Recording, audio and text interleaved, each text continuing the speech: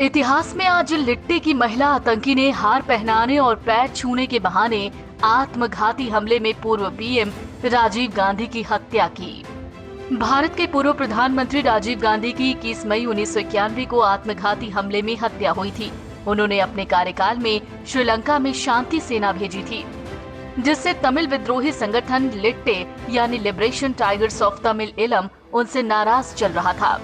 1991 में जब लोकसभा चुनावों के लिए प्रचार करने राजीव गांधी चेन्नई के पास श्री पेरुम्बदूर गए तो वहां लिट्टे ने राजीव पर आत्मघाती हमला करवाया। राजीव को फूलों का हार पहनाने के बहाने लिट्टे की महिला आतंकी धनु तेनमोजी राजनत्नम आगे बढ़ी। उसने राजीव के पैर छुए और झुकते हुए कमर पर बंधे विस्फोटकों में ब्लास्ट कर दिया। धमाका इतना जबरदस्त था कि कई लोगों के चीथड़े उड़ गए। राजीव और हमलावर धनु समेत 16 लोगों की घटनास्थल पर मौत हो गई, जबकि 45 लोग गंभीर रूप से घायल हुए। देश के पहले प्रधानमंत्री जवाहरलाल नेहरू के नाती और इंदिरा गांधी के बड़े बेटे राजीव ने ब्रिटेन में कॉलेज की पढ़ाई की थी। 1966 में वो कॉमर्शियल पायलट बने। राजनीति में आना नहीं चाहते थे, इसलिए 1980 तक इंडियन एयरलाइंस के पायलट बने रहे। उस समय राजीव के छोटे भाई संजय गांधी जरूर राजनीति में सक्रिय थे। 1980 में विमान हादसे में संजय की मौत के बाद राजीव राजनीति में आए। उन्होंने संजय गांधी की अमेठी लोकसभा सीट से चुनाव लड़ा और जीत गए। अदालतों में राजीव गांधी की हत्या के मामले ने लंबा सफर तय किया। ट्रायल कोर्ट ने साजिश में शामिल 26 दोषियों को मृत्यु दंड दिया, पर मई 1999 में सुप्रीम कोर्ट ने 19 लोगों को बरी कर दिया। 7 में से 4 आरोपियों नलिनी, मुरुगन उर्फ श्रीहरण, संथन और पेरालिवल को मृत्यु दंड सुनाया गया।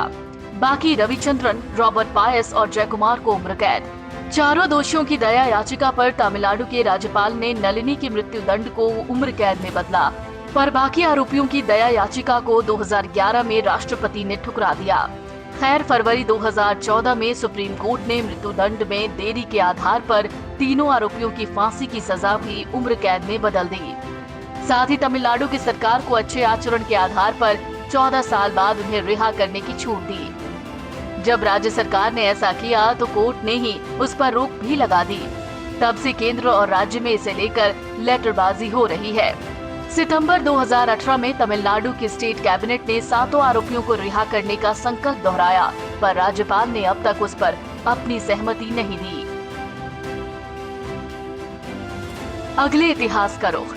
मिस वर्ल्ड ऐश्वर्या राय को हराकर मिस यूनिवर्स प्रतियोगिता में पहुंची थी सुष्मिता सेन। सुष्मिता सेन ने 21 मई 1994 को मनीला में आयोजित प्रतियोगिता में मिस यूनिवर्स का खिताब अपने नाम किया। ऐसा करने वाली वो पहली भारतीय महिला थी। मिस यूनिवर्स में भारत का प्रतिनिधित्व करने के लिए सुष्मिता का मुकाबला ऐश्वर्या राय से हुआ, जो उसी साल मिस वर्ल्ड बनी। सुष्मिता जब मिस यूनिवर्स के मुकाबले में पहुंची तो उनके 2 जवाबों ने जीतने में उनकी मदद की। उनसे पूछा गया, आपके पास पैसा और वक्त होगा तो आप क्या एडवेंचर करना चाहेंगी? इस पर सुष्मिता का जवाब था, दुनिया में बेस्ट एडवेंचर बच्चे होते हैं। मेरे पास वक्त और पैसा होगा तो मैं बच्चों के लिए कुछ करना चाहूंगी, उनके साथ समय बिताना चाहूंगी। इसके बाद पूछा गया, आपके लिए महिला होने का मतलब क्या है? इस पर सुष्मिता ने कहा, महिला होना भगवान का दिया तोहफा है। बच्चे की उत्पत्ति उसकी माँ से होती है, जो एक महिला है। महिलाएं पुरुषों के साथ अपने प्यार को साझा करती हैं और उन्हें भी प्यार, देखभाल और शेयरिंग करना सिखाती हैं।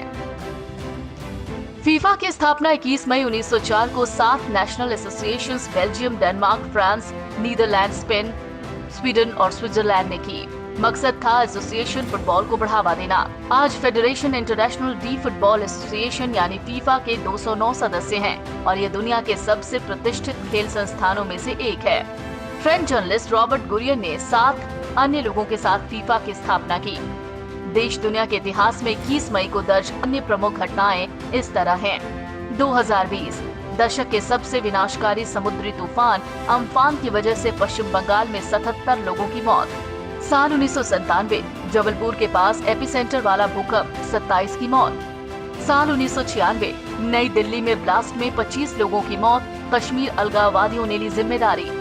साल 1935 क्वेटा शहर, जो अब पाकिस्तान में है, भूकंप में बड़ी तबाही, 30,000 से ज्यादा लोगों की मौत।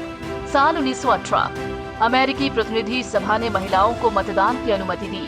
साल 1840 न्यूजीलैंड को ब्रिटेन का उपनिवेश घोषित किया गया। साल 1502 पुर्तगाल के जोआओ दा नोवा ने दक्षिण अटलांटिक महासागर में सेंट हेलेना द्वीप की खोज की।